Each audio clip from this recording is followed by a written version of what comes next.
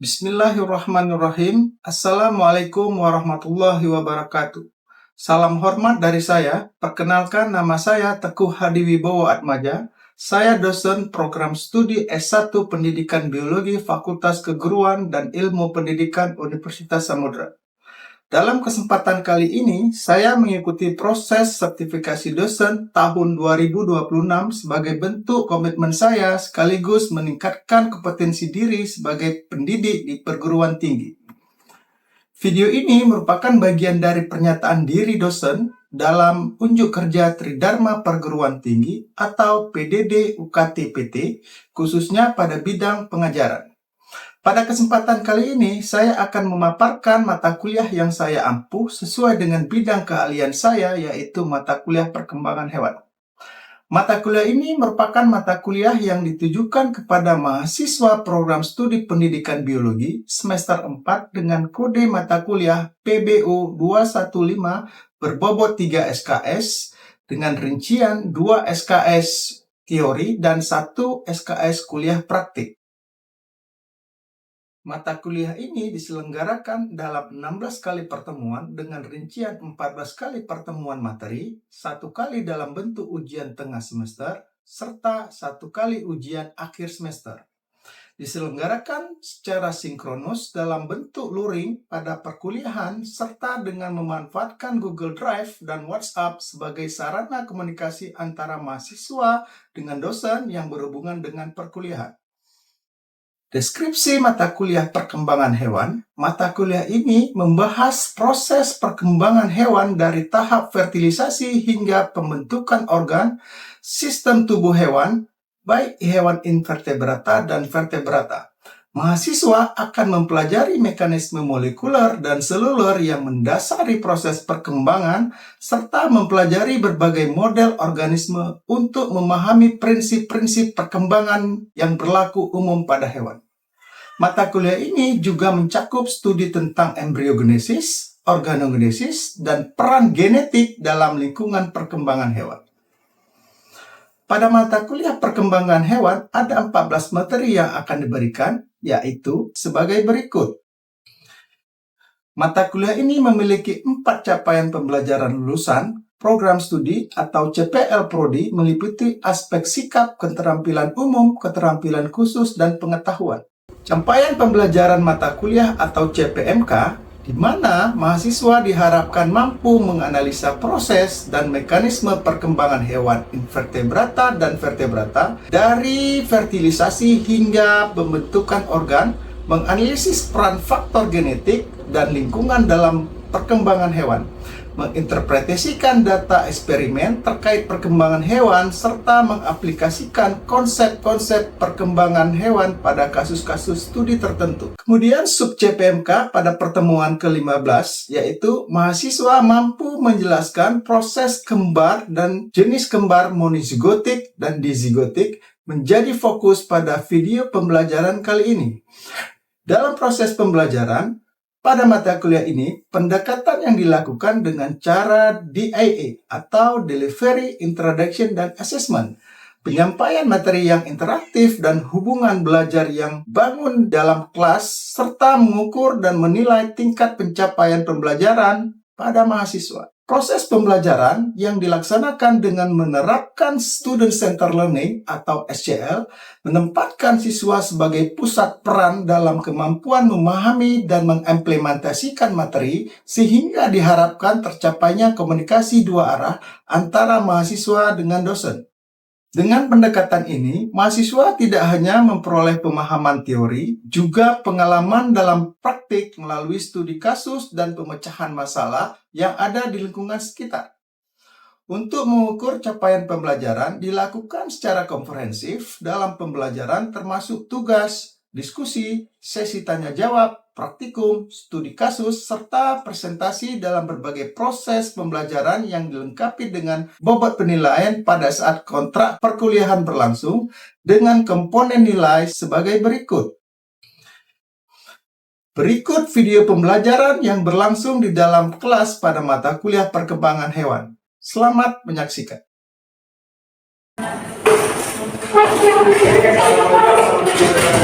Waalaikumsalam warahmatullahi wabarakatuh. Selamat siang semuanya. Ya. Jadi kali ini kita lanjutkan materi kita ya tentang kembar. Nah, jadi pada dasarnya itu kembar terdiri atas dua ya. Kalau terjadi itu biasanya dari dua. Yang pertama itu kembar identik, ya, dan juga kembar tidak identik atau biasanya disebut dengan kembar maternal. Nah, di mana kembar ini sendiri ya melahirkan anak lebih dari satu ya, pada satu periode kelahiran. Nah, misalnya hewan yang mungkin sering sekali kita melihat yang hewan itu lahirnya itu lebih dari satu. Kayak ya, misalnya ada kambing, apa lagi? Sapi, pernah lihat nggak kira-kira ada tanda dua? Jarang sekali. Ya, secara normal sapi itu hampir sama seperti manusia. Hanya satu sel telur yang mampu dibuat. Tapi khususnya hewan ternak seperti sapi ya, ini hanya satu. Atau misalnya seperti kambing itu bisa lebih dari satu. Apalagi misalnya anjing, kalau anjing berapa? Bisa banyak lebih, ada satu setengah. Atau bisa lagi lebih banyak seperti babi. Banyak. Nah, jadi ya kalau hewan ternak seperti itu. Nah, jadi biasanya ya, atau sering disebut dengan kembar maternal ini ya, di zigot ini memiliki dua zigot. Ya, tentunya ini biasanya berasal dari dua sel telur dan dua sel sperma. Nah, karena kembar zigotik ya atau monopolar ya, identik maternal ya selalu memiliki kemiripan. Ya, dia identik kalau yang monozigotik. Identik secara morfologi atau secara fisiologi. Nah, jadi di sini memiliki kemiripan yang sangat mirip. Mungkin kita sulit untuk membedakannya. Di sini ada nggak yang keluarganya kembar atau yang kembar identik di sini lahirnya? Nggak ada ya. Tapi kalau di kelas mana dulu ya? Masalah saya pernah masuk kembar ya. Untuk ini ada ya? Jadi siapa namanya? Juwita. Ini kira-kira sama ya. Nah, jadi biasanya identik ini, identiknya, tentunya ini memiliki jenis kelamin yang sama, yang morfologinya atau bentuknya juga sama. Jadi kalau yang satu laki-laki, laki-lakinya itu yang santri, yang sulit untuk kita bedakan. Yang berbeda, walaupun ada perbedaannya, tapi secara morfologi bentuknya itu mirip. Nah, kemudian punya jenis kelaminnya sama. Nah, kenapa bisa sama?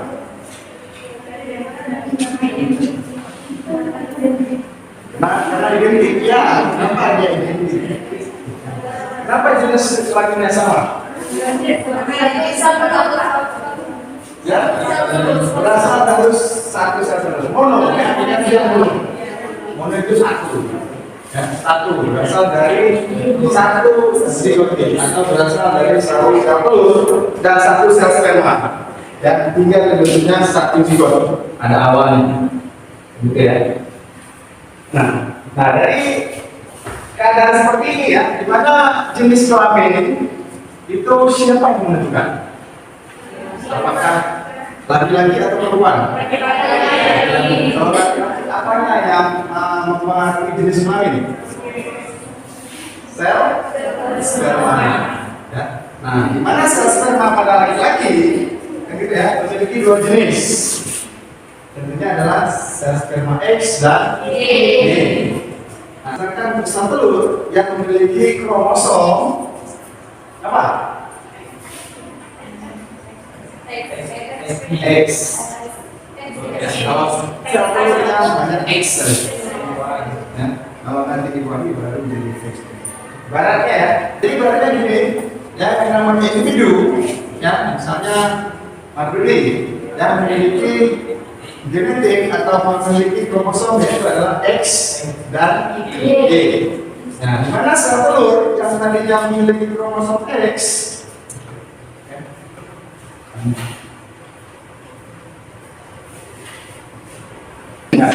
nah ibaratnya satu individu ya, misalnya laki-laki.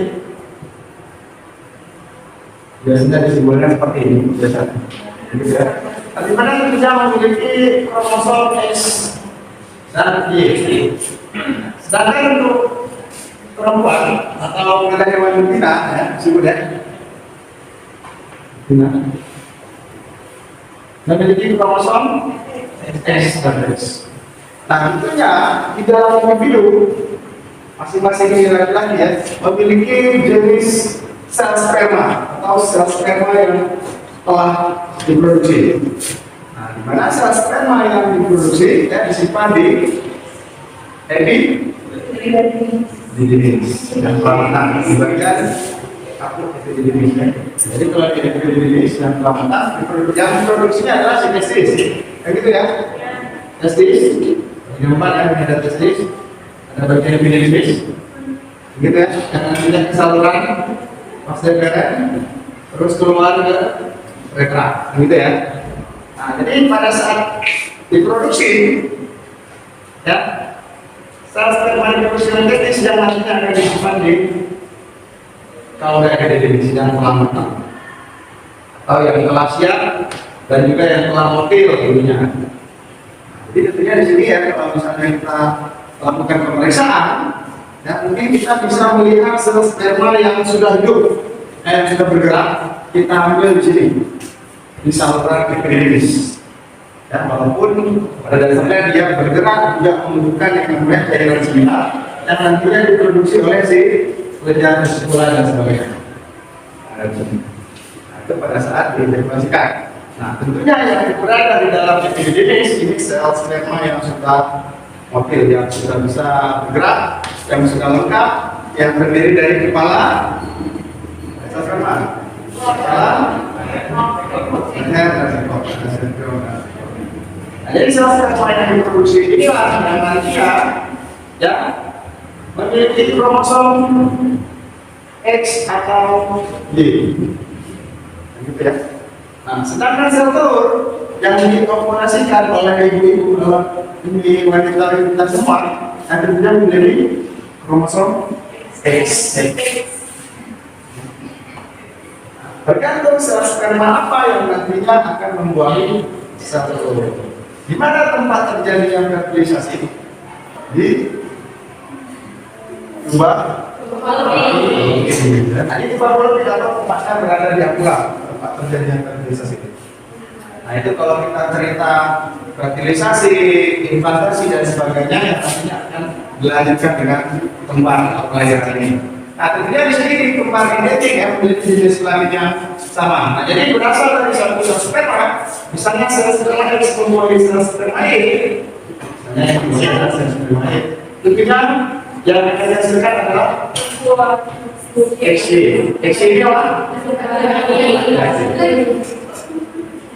Ya.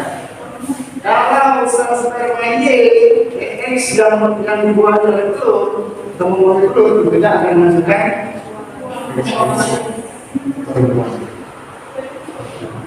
nah ibaratnya.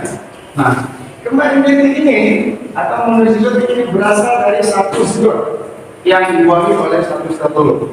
Satu sel telur berasal dibuahi oleh satu sel sperma. Misalnya kita ibaratnya contoh yang jantan ya, atau yang laki-laki.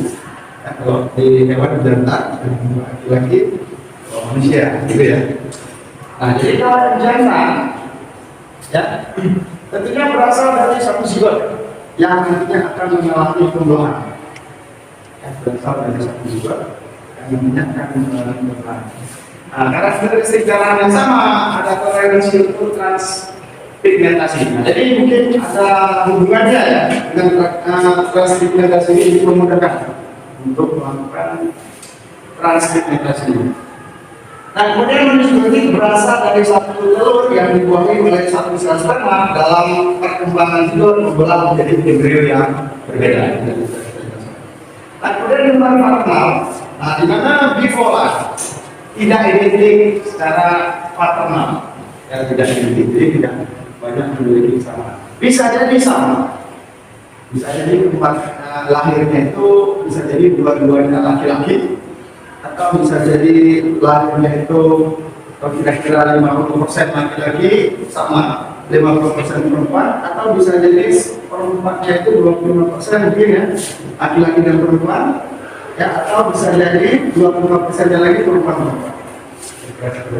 Nah, jadi jenis kelamin ya berbeda secara fisik ya, jadi mungkin bisa jadi sudah walaupun laki-laki itu dan perempuan sudah jelas ya berbeda fisiknya.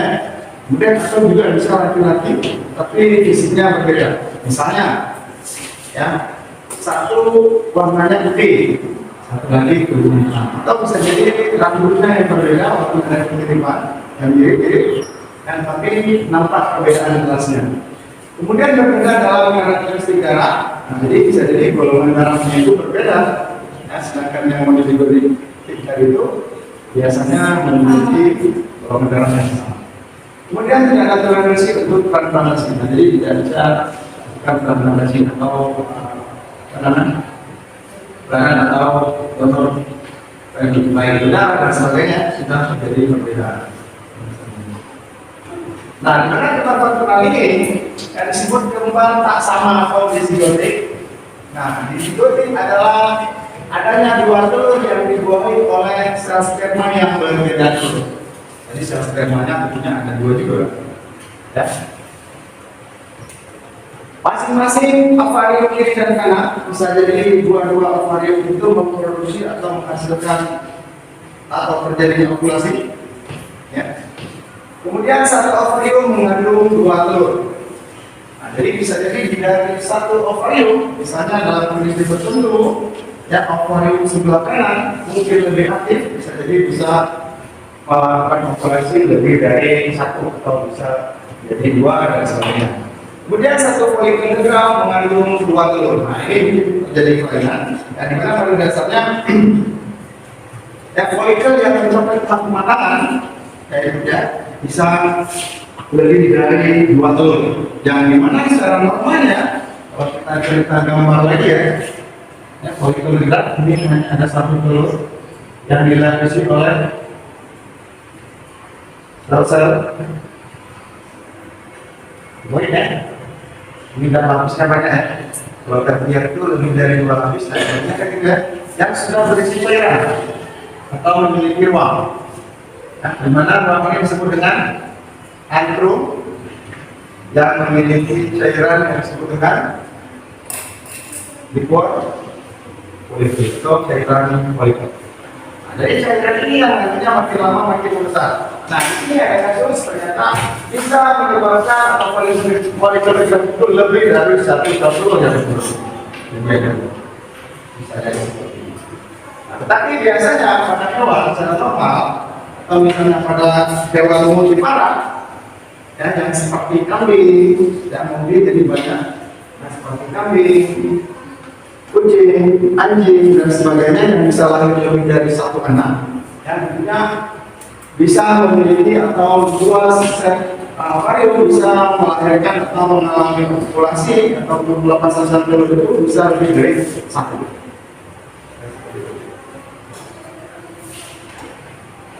Jadi ini kira-kira perbandingannya ya antara kembar monozigotik dan dizigotik.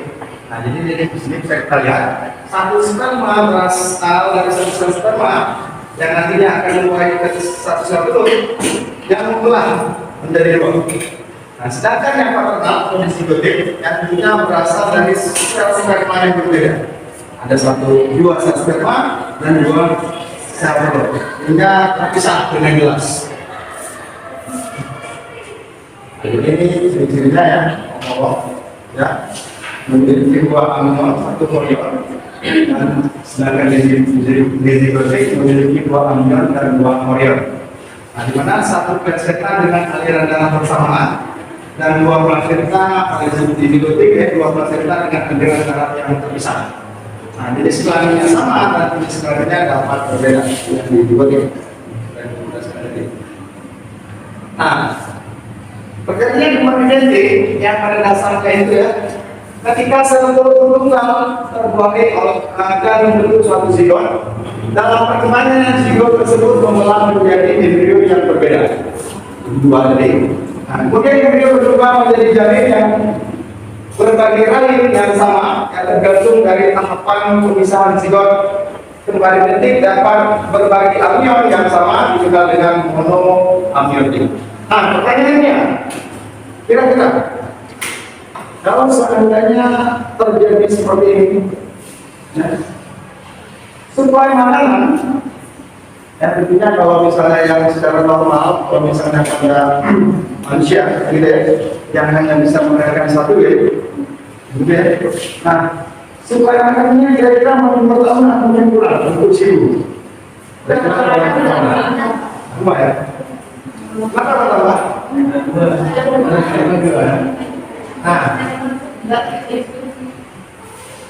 Nah, terjadi kembali identik tergantung dari tahapan tulisan zigot. Kembali identik dapat terbagi menjadi amion yang sama atau sebagai negara dengan monoamiotik. Nah, kemudian sejak pembelahan zigot ini terjadi saat awal pembuahan atau 1 sampai 3 hari, jadi pada saat menjelang tidak langsung ya, tidak langsung terjadi pembuahan atau bentuknya zigot, jadi berselang 3 hari. Nah, maka setiap embrio biasanya akan memiliki kantong perubahan yang berbeda dan satu plasenta. Nah, jadi pada dasarnya kalau 7 hari, ya biasanya ini dalam kondisi masih kebanyakan normal, atau misalnya kalau pemangkir dia identik tadi, biasanya tidak ada gangguan, tidak bisa mencapai ke atau tidak bisa GP dan biasanya. Nah, jadi masih normal, jadi perkembangannya itu tidak terganggu dari masing-masing. Kenapa tidak terganggu? Karena memiliki kantong yang terpisah. Walaupun berasal dari sumber asupan atau pasien yang sama, tapi kandungnya terpisah. Ya. Kemudian tapi bila pembelahan terjadi setelah 14 hari, nah, pada awalnya tidak terjadi, setelah 14 hari baru terjadi pembelahan. Nah, ini bisa dikhawatirkan. Maka kemungkinan kembar akan terjadi join atau GMP, atau disebut juga dengan kembar siapa. Jadi di sini bisa dilihat ya. Nah, jadi kalau ada uang seperti ini, mungkin harusnya memahami yang menerangkan. Nah itu ya, mungkin ya, kalau ada buat-buat yang seperti ini, mungkin itu udah viral nih. Ya, karena kalau jumpai seperti ini, yang seperti ini, ya, dong apa, beda yang seperti ini, viral yang punyanya. Nah gitu ya, atau jumlahnya bisa lebih dari 3 mungkin ya, tempe dan sebagainya. Nah, jadi dengan keadaan seperti ini ya, maka kemungkinan keempat akan terjadi join atau menempel bersama pada bagian dari tubuhnya atau pembelahan yang tidak sempurna yang disebut sebagai pembelahan siang atau parasit. Nah, jadi di sini biasanya ini pengaruh dari amion yang satu. Nah, walaupun terkadang dalam amion satu bisa jadi terjadi pemisahan yang normal, bukan berarti dalam kondisi seperti ini ya dalam satu kantong yang bersama bukan berarti terjadi bisa maksudnya ini lebih mudah ya untuk terjadi kembarsian ini ya lebih signifikan, lebih sering terjadi dibandingkan kalau memang walaupun dalam satu kantong masih bisa dalam keadaan terpisah. Tapi kondisi seperti ini yang mengakibatkan terjadinya kembarsian. Jadi kembaran genetik selalu berkelamin sama, secara genetik adalah sama. Ya, kalau tingkat kemiripan kembaran sangat tinggi dan perbedaan terjadi seperti hanya pada biasanya pada jari. Oh, jadi mungkin ada yang sama dan sebagainya. Yang menunjukkan ciri manusia itu ya, pada dasarnya di segi jari. Nah, oke, di sini kita tergambar. Di mana di zigot ini sudah jelas. Ya, dari dua ini hanya satu masing-masing terpisah. Ya, plasentanya juga terpisah sendiri-sendiri. Ya, ada sentra morfonya terpisah, ada sentra fetalnya sendiri-sendiri. Ya. Sedangkan untuk yang menyusui, di sini bisa terjadi dua bagian. Yang dimana pada tahap sebelum jika terjadi 3 hari ya, mungkin bisa terjadi hanya berbagi persentase saja, tapi kartunya besar. Kemudian apabila lebih ya dari 14 hari dan sebagainya, ini bisa dilihat gambarnya. Nah, di sini terjadi dalam satu kantung, ya, tapi persentasenya yang berjodohan. Yang walaupun tetap mendapat supply ya, tapi dalam itu yang sama. Pertanyaannya, kira-kira kita mau diskusi, ya, mana yang lebih berperan berbahaya atau misalnya sulit untuk dilahirkan? Kira-kira yang mana dari 3 gambar ini? Yang ketiga. Kenapa yang ketiga? Kenapa? Yang besar. Karena dalam satu kantung. Oke, yang lain. Oke, dalam satu kantung. Ya, apa lagi?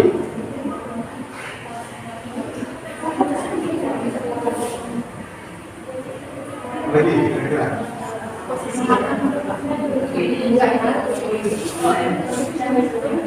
Apa kira-kira? Letaknya, ya letaknya kenapa letaknya? Karena perlawanan. Oke, kalau nggak perlawanan nggak apa-apa. Misalnya. Oke, yang letaknya oke, tapi letaknya seperti apa?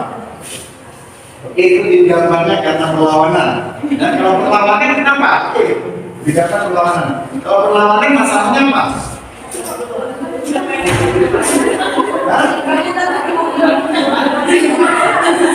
Berhubungan sama mula-mula.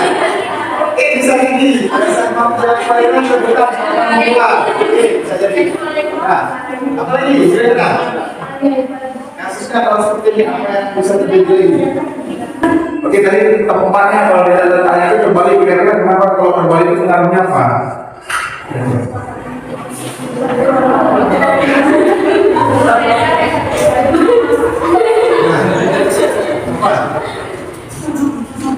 Oke, tadi sudah memiliki apa ya?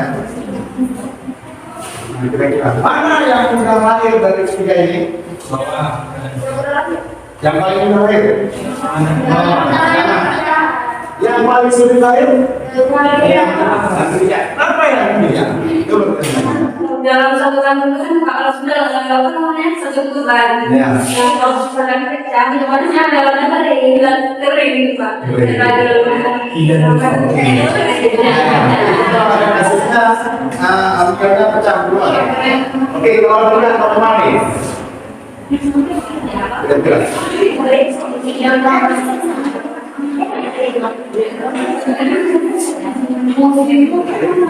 Nah, bergerak. Tadi udah cerita bergerak. Jadi kalau bergerak, nah ini di sini ya. Nah jadi di sini, karena pengaruh satu kantung yang sama, tentunya ini posisi ini bergerak. Ini dia bergerak-gerak ya. Kalau sudah umurnya itu di atas berapa?